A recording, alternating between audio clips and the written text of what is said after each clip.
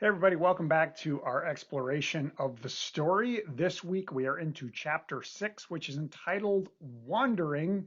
And if that title is not familiar or a giveaway, this explores the 40 years of wandering post-Egypt, post-Exodus, prior to getting into the promised land and what we'll see with that moving forward. So that's really kind of the basis for what we have here. This chapter is a little bit longer than the previous ones that we've had, not a ton, just maybe a few more pages than sort of the norm, but there is a lot in there.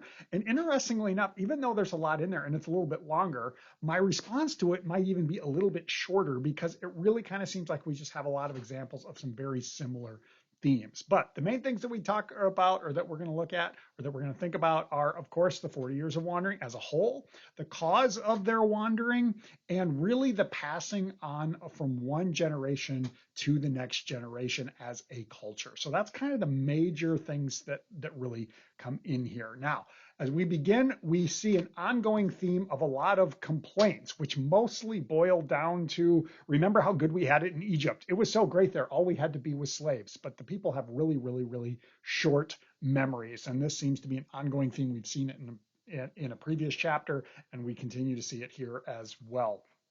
Some of these complaints include, there's nothing to eat. We're so tired of this manna. There's nothing to drink. Why did you bring us out here to die?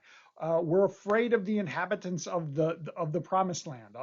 These various complaints that we continue to hear. Usually, it seems like the people are grumbling or they're complaining because of nostalgia. Remember how great things used to be?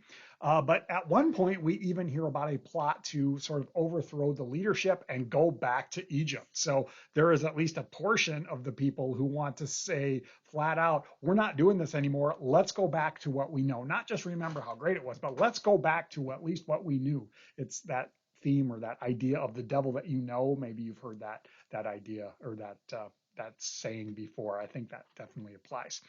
God continues to deal with the various complainers, which is not limited to just portions of the people. We even hear that it includes at different times Miriam and Aaron and even Moses at times. And but at the same time, we also see that Moses continues to have the ability to seemingly talk God out of wrath. And we also see God more again. This repeats. We've seen it before. We've heard it before, and I believe we hear it again. I'm going to destroy the people and start over with you. God says this to Moses at one point, and Moses is like, "Whoa, God, chill. Remember your promises." But we see this back and forth dynamic that continues to happen between Moses and God. We also see the way that God appears to be with them most of the time, although we hear a lot about God's crankiness too. As they begin to encounter hostility. And a side note on the hostility, we hear about different kings that they encounter or kingdoms that they encounter. And kingdoms at that time, definitely different than how we might think of sovereign nations now today. A kingdom was only as big as you were strong enough to hold on to. So you might call yourself a king and you might have a very, very small kingdom because you don't actually have that many people willing to follow you. So we don't know exactly how big these various kingdoms are that the people are dealing with. That's not really clear, but that's just kind of a side note, something to remember.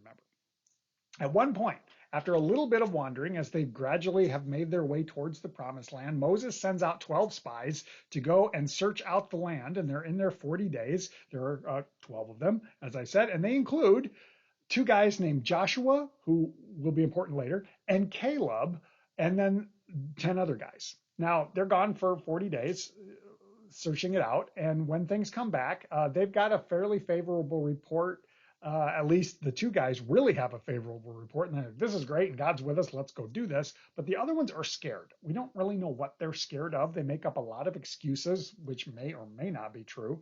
But a lot of reasons that they don't want to go in and take it over. Maybe they're just scared to fight. I don't know. Maybe they saw a bunch of various kingdoms of some powerful people and they didn't want to go into battle with them. We don't exactly know. But 10 out of the 12 so discord, and we shouldn't do it. And they make a lot of people really, really nervous. And so for the most part, all the people are like, no, we shouldn't do this. And so God's finally like, fine, you don't want to go. I'll give the promised land to your kids and you can continue to wander. And this is the basis for the 40 years of wandering that is perhaps so common for us to think about. Now, the only ones of that group that are over the age of 20, so essentially anyone who's an adult at this point, that are allowed to eventually enter are those two guys, Caleb and Joshua. We even find that the leadership of Moses and Aaron and Miriam, they don't get in.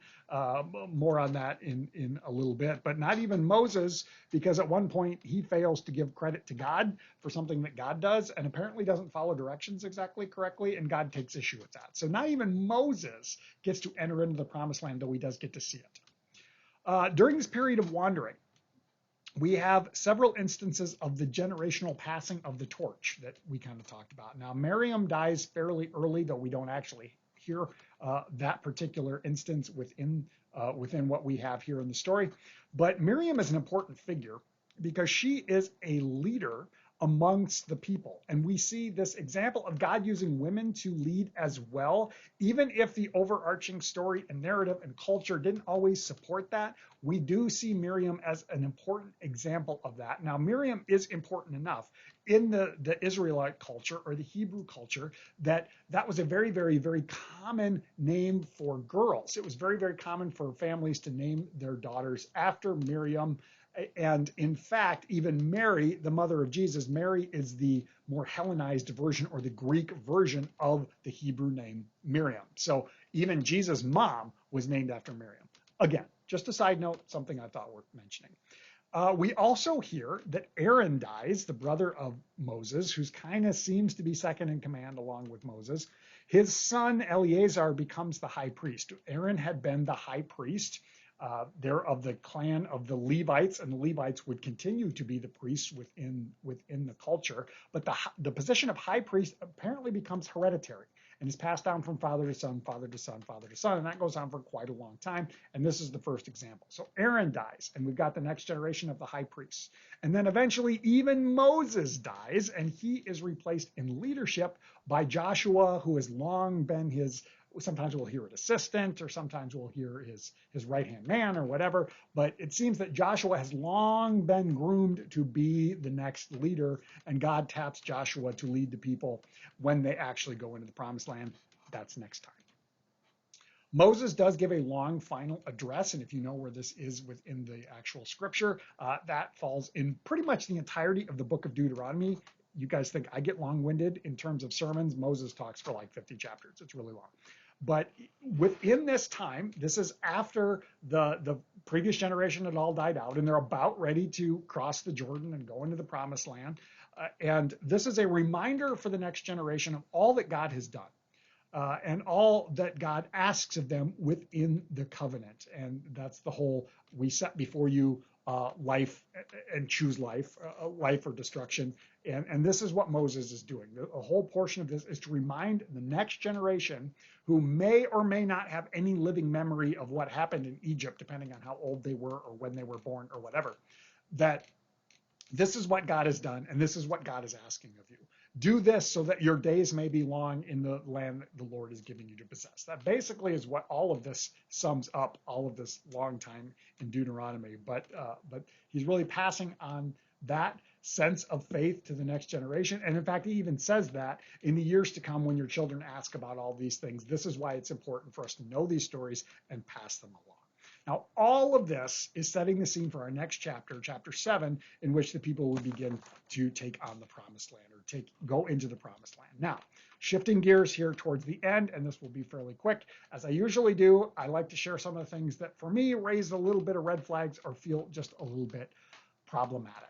We have several different moments within this particular chapter, and we've seen it before, and we will continue to see it more, as God seems to stress cultural separation, of not mixing with the kingdoms or the neighbors that are around you, their cultures or their kingdoms. Now, the reason for this, especially what we see here, we have one specific example that is listed, but it points towards the tendency when we mix with other cultures, particularly through marriage, to adopt their religious practices and follow other gods. And we hear about Baal, or Baal, sometimes it's pronounced. Nobody really knows how to pronounce it. But that is what is given. And there is some credence to that. I don't dispute that. But It also sort of seems like it might be pointing back to God's intention of Israel being a nation of priests and point other cultures towards God. This is how that you live in harmony with one another and with God. Remember, that was the whole point of the law. So don't intermix and take on the religious practices of other gods, because then you're going to mess that up. That seems to be the intention behind it. And that's not bad. But I fear that this idea can be used to promote ideas of cultural superiority, even borderline racism. And I'm sure that that's been utilized over the years as a justification for those types of things. And that is dangerous, and that is bad, and that is something to be concerned about. And I think it's okay for us to admit that or to recognize that. Now, as the story, generally speaking, not necessarily the book, the story, but as our narrative story continues and goes on, we also begin to see times when this cultural boundaries that begins to get challenged. Now, we see a little bit of this within the Old Testament as the narrative continues and as history continues to march on. We really begin to see it more within the New Testament with some of the actions of Jesus that Jesus takes across cultural boundaries, and then we see it a lot with Paul. We even see it with some of the other apostles as well. So we begin to see some of those ideas get challenged as time goes on, and I think that's okay, because as history continues, as humanity continues, as God continues to draw this overarching story and reality forward, we begin to see more and more and more unity within the human race, and that's a good thing. Yeah, that's kind of everything I have on that. That's the one problematic thing that sort of came to mind, worth discussing. So go ahead and discuss. Appreciate it. Thanks for tuning in, and we'll continue.